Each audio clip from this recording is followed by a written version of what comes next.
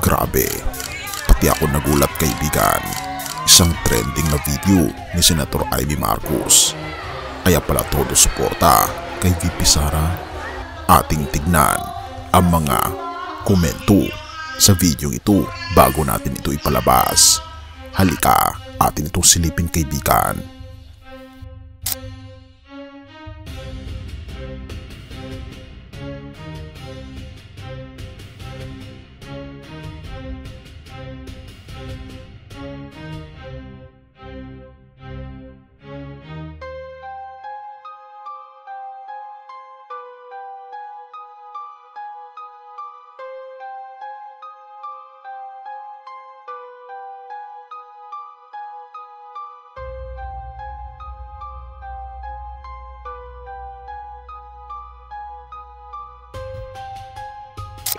Bakit natin inaapi ngayon? At ang tinutulungan ngayon, Bam Aquino at Kiko Pangilinan ang sumanib sa aming pwesto sa alyansa. Nakakalungkot. Wala akong masabi. Bakit todo suporta si Amy Marcos kay VP Sara at iniwan ang sariling kapatid? What? May planong tumakbo sa 2028 at 2034? Ano ang mga posisyon na ito? Totoo ba ito? Alamin. Akala mo simpleng video lang to, pero habang pinapakinggan mo, para mas malalim pa pala ang ibig sabihin. Nagtrending, nagulantang ang marami. Isang simpleng clip ni Senator Amy Marcos ang lumitaw online. Nakaupo, kalmado, pero bawat salitang lumalabas sa bibig niya parang bomba na sumabog sa gitna ng politika. Hindi mo akalain pero parang may pinanggagalingan. May gustong sabihin pero hindi diretsahan. Kaya pala trending. Pero teka, bakit nga ba tila iniwan ni Amy ang sariling kapatid? Hindi ba't magkakampi sila simulat sa pool?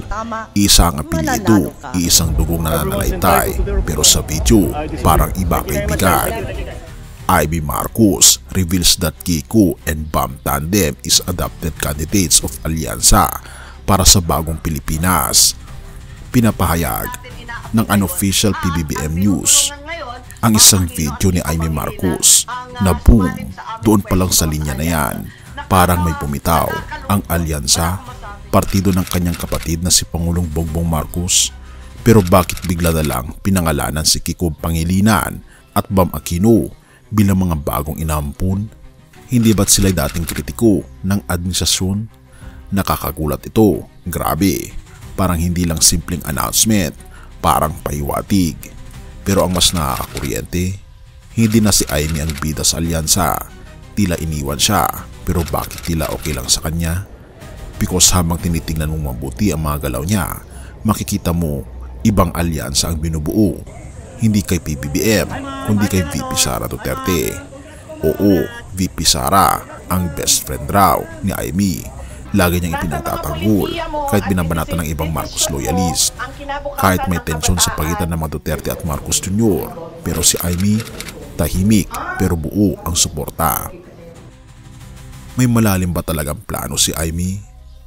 Hindi lang simpleng friendship ang turing niya kay VP Sara. Sa totoo lang, marami ang naniniwalang may mas malalim pang rason. Ika pa ng iba na di umano'y may plano raw silang dalawa para sa 2028, na di umano'y si Amy bilang Vice Presidente at si Sara bilang Pangulo. Kung titignan mo ang galaw ng mga piyesa, hindi imposibleng totoo ito. Iniwan ang alyansa, bumitaw sa partido ng kapatid pero nananatili sa tabi ni Sara. At kung may plano sila sa 2028, tila may plano si Amy sa 2034. Pwede kayang baliktarin, si Amy na ang magiging Pangulo at si Sara ang magiging taga-suporta? Oo, speculative. Pero kung babalikan mo ang mga pangyayari, parang hindi na rin imposibleng mangyari. Kaya pala trending ang video, hindi lang ito tila pahayag, tila isang revelasyon.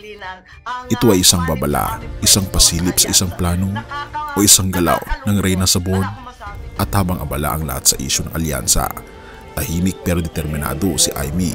Hindi sumigaw, hindi nag-ingay, pero ngayon lahat tayo napapatingin sa kanya dahil tila may kakaiba sa kanyang mga galaw. Dahil minsan ang tunay na lakas hindi sumisigaw pero ramdam. Ang tanong kaibigan, totoo ba ang mga espekulasyong ito? I-comment mo naman sa ibaba mga kaibigan ang iyong kuro-kuro upang malaman ko rin ang iyong saloobin. Have mercy o God at purihin ang ating Panginoong Diyos. 1:18 verse 36. Sumagot si Jesus, ang aking kaharian ay di mula sa mundong ito. Kung mula sa mundong ito ang aking kaharian, ipagtatanggol sana ako ng aking mga lingkod upang hindi ako maibigay sa mga Hudyo, ngunit ang aking kaharian ay hindi mula rito. Sa gitna ng mga trending na balita, matitinding pahayag at mga paggalaw sa mundo ng politika, tulad ng nasaksihan natin kay Senator Amy Marcos, ang pagkalas sa alyansa at ang posibilidad ng bagong tambalan, tayo paalalahanan, ang tunay na hari ay walang iba kundi ang ating Panginoong Kristo. Ang kanyang pamumuno ay hindi nakasalalay sa boto, kapangyarihan o alyansa. Hindi niya kailangan ng backer. Hindi siya nangangako ng posisyon at lalong hindi siya naglalaro ng intriga. Ang kanyang kaharian kaibigan ay hindi mula sa mundong ito. Ito'y walang bayad ng kasinungalingan, kasakiman o pagkakakanya-kanya. Bakit ito mahalaga? Dahil sa mundo natin ngayon, madaling malunod sa balita, sa mga plano ng tao at sa mga palitan ng kapangyarihan. Pero ang pamumuno ng ating Panginoong Hesus ay nananatili, tapat, totoo at makatarungan. Sa Kanya walang palitan ng posisyon, walang alyansa ng pansariling interes. Ang sa Kanya ay kahariang walang hanggan, puno ng pag-ibig at katotohanan. Purihin ang ating Panginoong Diyos at tayo manalangin. Ama naming Diyos na maparian sa lahat, sa gitna ng kaguluhan sa mundo ng politika at kapangyarihan, turuan niyo po kaming ituon ang aming mga mata sa iyong kaharian. Paalalahanan mo po kami na ang tunay na kapayapaan at hustisya ay hindi matatagpuan sa sistema ng tao, kundi sa iyo lamang. Ikaw ang aming hari magpakailanman. Pinupuri po namin at pinapasalamatan ng aming Panginoon Diyos sa inyo pong kabutihan sa amin. At salamat sa pagdinig ng aming mga panalangin at patawarin po kami sa lahat ng aming pagkukulang at pagkakasala, sapagkat ito po ang aming samot hiling sa matamis na pangalan ng aming Panginoon Hesus. Amen. Bago natin ipagpatuloy kaibigan, siya nga pala ang Great Controversy na isa sa mga pinaka-kontrobersyal na libro dahil tumutukoy ito sa mga propesiya sa libro ng Daniel at Revelation na nagaganap na sa panahon natin ngayon bago ang pagdating ng ating Panginoong Diyos ay pinamimigay na namin ng libre sa pamamagitan ng PDF. At ito ay nasa limited lamang na panahon, kaya i-click mo sa description sa baba upang ma-avail mo kaibigan ang napaka-importanteng libro ito na magbubukas sa iyo sa mas maliwanag mong hinaharap. Purihin ang ating Panginoong Diyos at tayo magpatuloy.